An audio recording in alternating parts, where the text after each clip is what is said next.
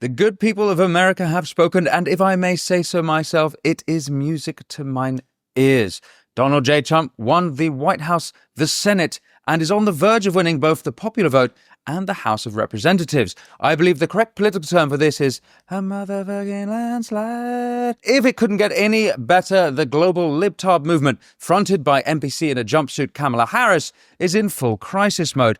Worldwide meltdown. I can't believe Trump's actually going to win this fucking thing. Oh, Jesus Christ. I'm so pissed off. Fuck. God damn it. I'm done with you. It's not going to happen. Go, Kamala. We don't have to freak out because it's not even real.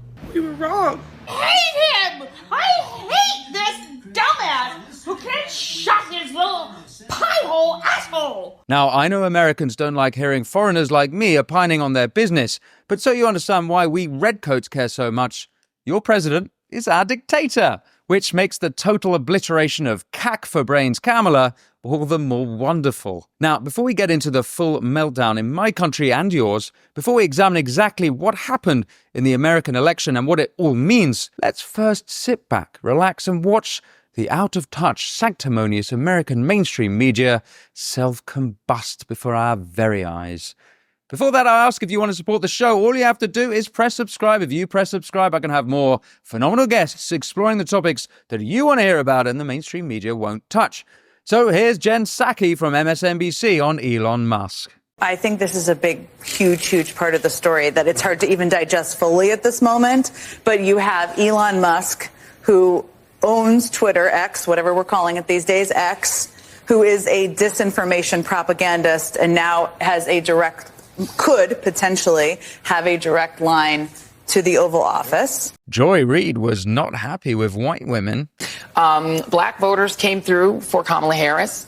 White women voters did not. She claimed this about Florida. In Florida, and that kind of extreme, sort of extremist, right-wing, fascist-type government in Florida is using the power of government in a way that is, I would say, openly fascist. But best of all, we've laid out the stakes in this crucial election, where one side stands for freedom while the other meets the textbook definition of fascism, namely a far-right dictatorial regime like Hitler's Germany or Franco's Spain or Mussolini's Italy, but also white-ruled South Africa before Mandela and the black majority took control, or Vladimir Putin's Russia. Canada went much better. You're talking about the propaganda campaign and the playbook of Trump. This is not new. This is not surprising. This is directly out of Hitler's playbook. Now let's take a deeper dive.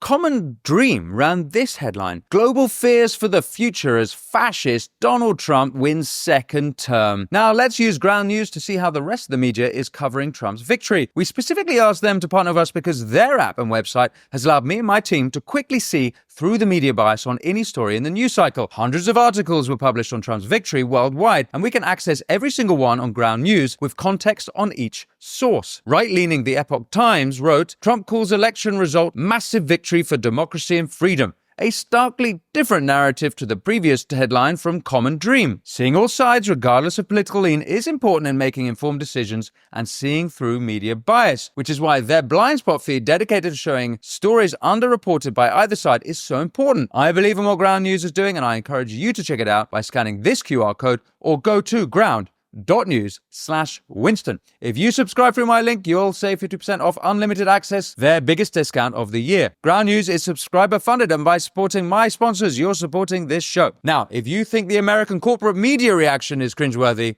wait till you hear what's happening in my country. But before we get into the progressive delusions of out-of-touch British elites, let's take a closer look at the election results. You'll remember, of course, that in 2016, Trump came behind Hillary in the popular vote with 62 million votes to her 65.8 million, though winning, of course, in the Electoral College. In 2020, Trump increased his votes to 74.2 million, winning the most by any sitting president in history, but falling short of Dementia Joe's 81.2 million votes. At the time of recording now, Trump is at 71.8 million votes. Not drastically different from what he won in 2020, but Kamala is at 66.9 million. But the story gets worse for Vice President Harris. So you asked, are there any places that the Vice President is overperforming Joe Biden in 2020? So we could show you that as well. We just bring that out here.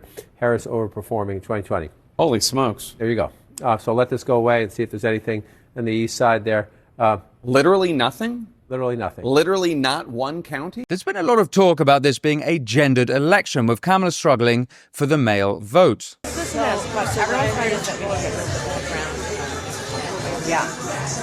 Oh, we have microphones in here listening to everything. But according to the New Republic, quote, white women doomed Kamala Harris and the Democrats again. Their exit poll suggests that, quote, 52% of white American women voted red. The New Republic went on to say, Gen Z women only went 36% for Trump. Women aged 30 to 44 went 41% for Trump. Women aged 45 to 64 went 48% for Trump. And women over 65 backed the former president 45%. How is it that Kamala failed to woo her fellow women? Well, Melissa Chen suggested why on the Andrew Gold Heretics podcast. You know, the reason I say that Kamala's an embarrassment for our gender is because, you know, I think of the greats of one day standing in Capitol Hill looking up and seeing all the portraits of past presidents of the United States. And you got George Washington and Abraham Lincoln and Thomas Jefferson.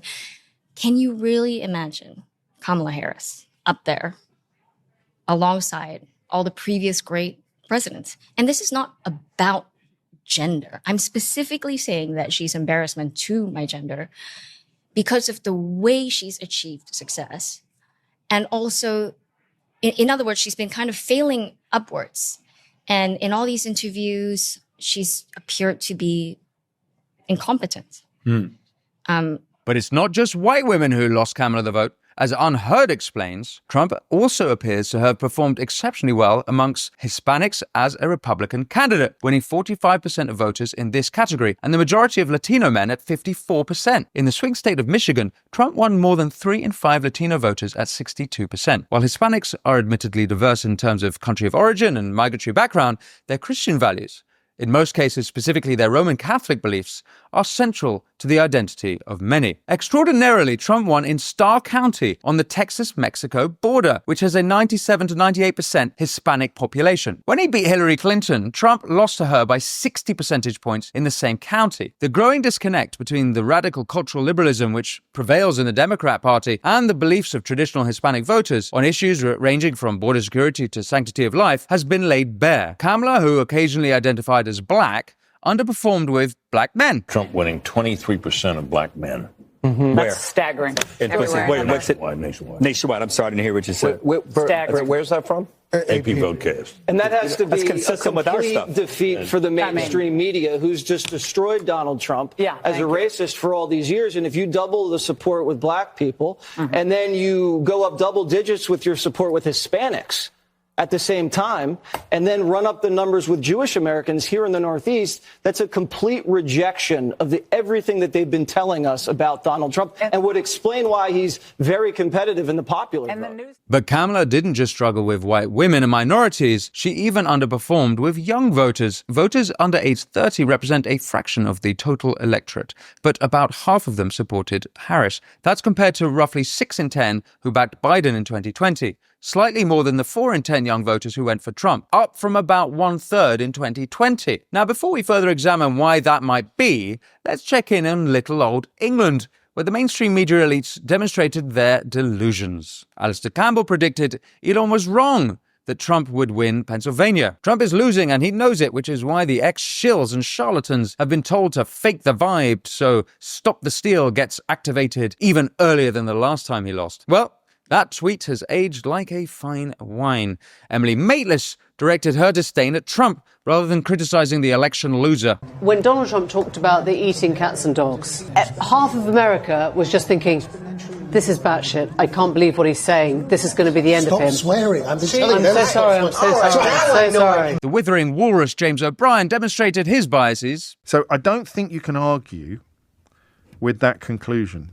An alarming number of people, enough people to elect a president, don't care at all about liberal democratic norms, as long as it brings down the price of petrol, as long as it improves my spending power in Walmart, as long as it makes me feel better about myself. Here's Jonathan Pye not having a meltdown. I'm not having a liberal meltdown. Yeah, I'm just disappointed Trump won, right? I'm sure I'll get over it. It's hardly a meltdown, is it? I'm not thinking of hanging Mike Pence or taking a shit on the Speaker of the House's desk. It's hardly a proper meltdown, is it? Didn't he do well? Eh? Yes, nothing says I'm not having a meltdown like saying I'm not having a meltdown. These media and political characters are part of a cadre of Westminster liberal elites who pompously broadcast to the world their mystification when normal people don't vote the same way they do, which, by the way, is every election. But it's not just media elites who don't understand Trump.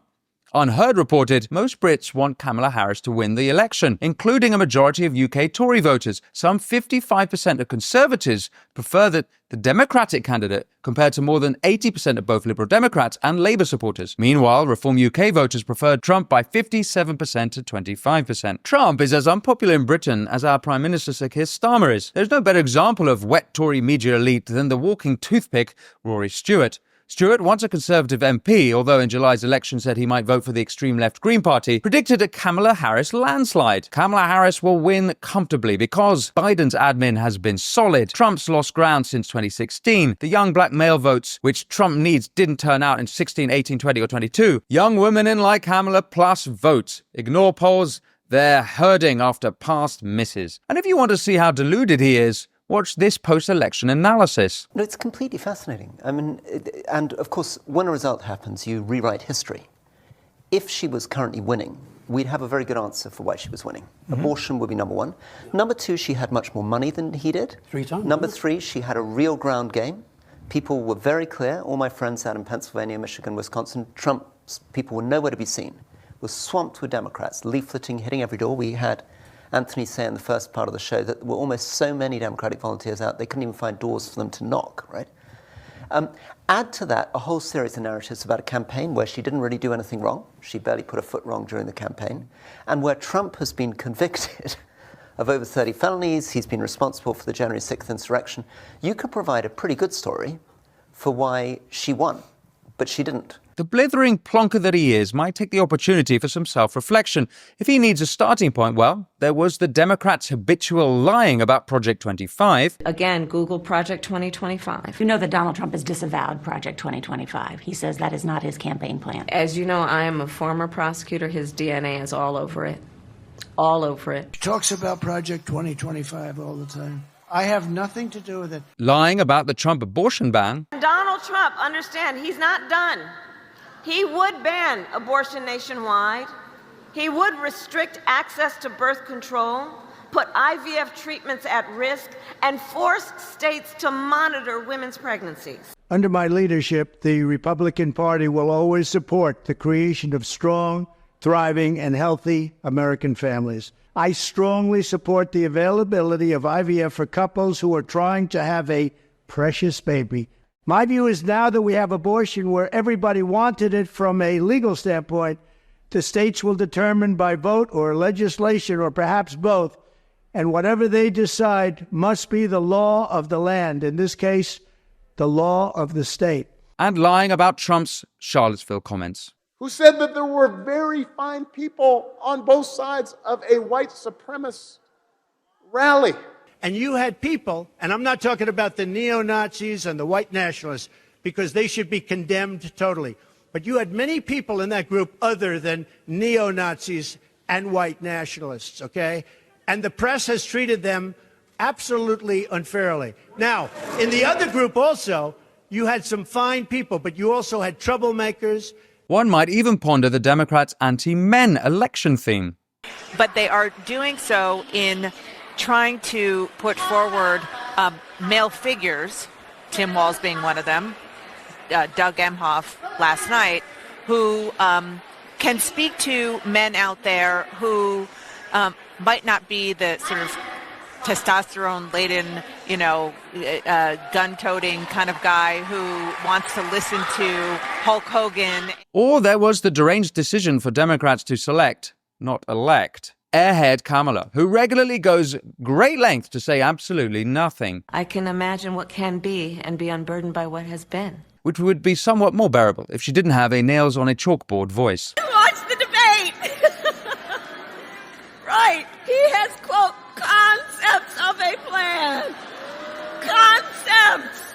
Perhaps a better starting point, though, would be this tweet from Vivek Ramaswamy. Exit polls show that threats to democracy was a top issue. MSN thought that that meant votes for Kamala, but turns out it was exactly the opposite. Voters are rejecting censorship, lawfare, and dishonesty. This might be a surprise for Democrats convinced that Trump had tried to overturn the election on Jan 6th. But actually this makes sense, as both Dems and Republicans said this election was about saving democracy. This is a democracy. As Elon explained on Rogan, that is incredibly important. I've not been politically active until this election, and the reason I've been politically active this election is because I think if we don't elect Trump, I think we will lose. We will lose democracy in this country. We will lose the two-party system, and let me explain why. So.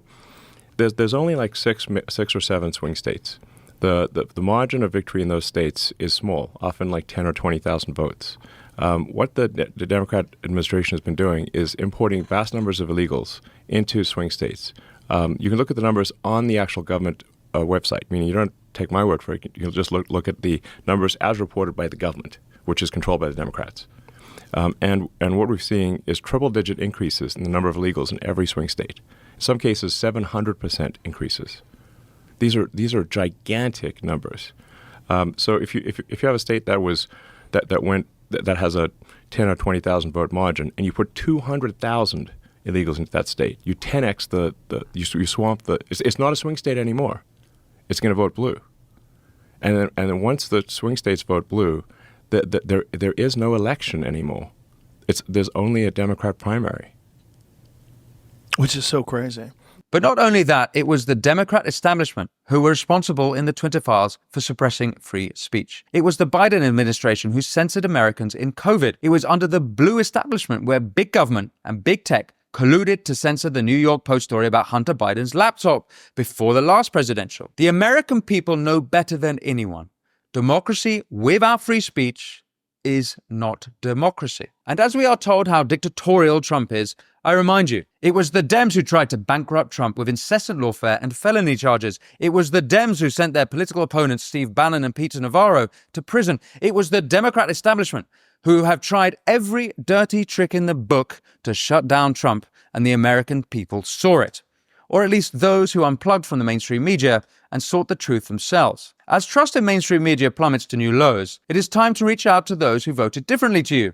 And if Democrats want to win in 2028, listening to ordinary people would be a good start. When it comes to Democrat elites, perhaps this day would be a good day to stop referring to their fellow countrymen as garbage. The only garbage I see floating out there is his supporters. Ethno-nationalists. Ethno-nationalistic populism. Ethno, whether it's people different from me, nationalism, ethno-nationalist. And deplorable. You could put half of Trump supporters into what I call the basket of deplorables. Or stupid. What else do we know about this population, 18 through 24?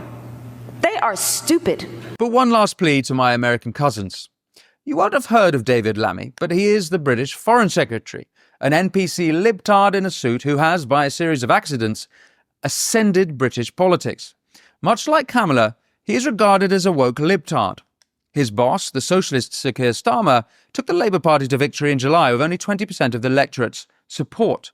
In 2017, David Lammy tweeted this. Read Daily Mail story today. Yes, if Trump comes to the UK, I will be out protesting on the streets. He is a racist KKK and Nazi-sympathiser. Now, before you seek to punish us for his imbecility, I must tell you that his very existence is punishment enough. Be gentle. Whilst Trump enjoys the mother of all political comebacks, Britain is in the doldrums. But what's happening in your country brings hope. Of course, nobody knows what happens next. But if it is a return to the relative global peace of Trump's first term, there is much to be optimistic about. And given Trump has surrounded himself with such talent as Vivek, J.D. Vance, Elon, RFK Jr. and Tulsi Gabbard, he has a much better chance than last time of draining the swamp. That's all from me, though. Until next time, be well.